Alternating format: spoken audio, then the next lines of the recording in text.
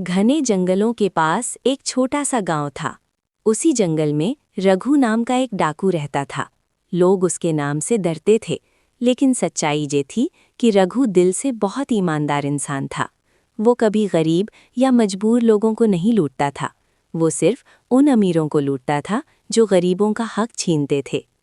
एक बार गांव में भयंकर सूखा पड़ा। किसान भूखे रहने लगे, लेकिन गांव का सेठ अनाज छिपाकर ऊंचे दामों में बेच रहा था।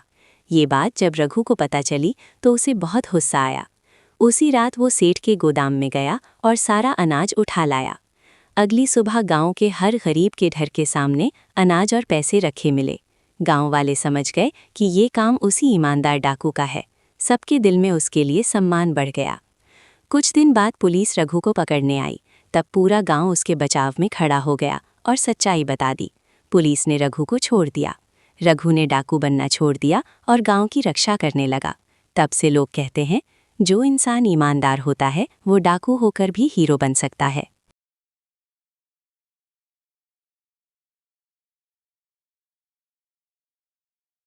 घने जंगलों के पास एक छोटा सा गांव था।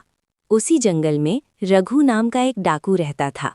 लोग उसके नाम से डरते थे, लेकिन सच्चाई ये थी कि रघु दिल से बहुत ईमानदार इंसान था। वो कभी गरीब या मजबूर लोगों को नहीं लूटता था। वो सिर्फ उन अमीरों को लूटता था जो गरीबों का हक छीनते थे। एक बार गांव में भयंकर सूखा पड़ा। किसान भूखे रहने लगे, लेकिन गांव का सेठ अनाज छिपाकर ऊंचे दामों में बेच रहा था। ये बात जब रघु को पता चली तो उसे बहुत गुस्सा आया। उसी रात वो सेठ के गोदाम में गया और सारा अनाज उठा लाया।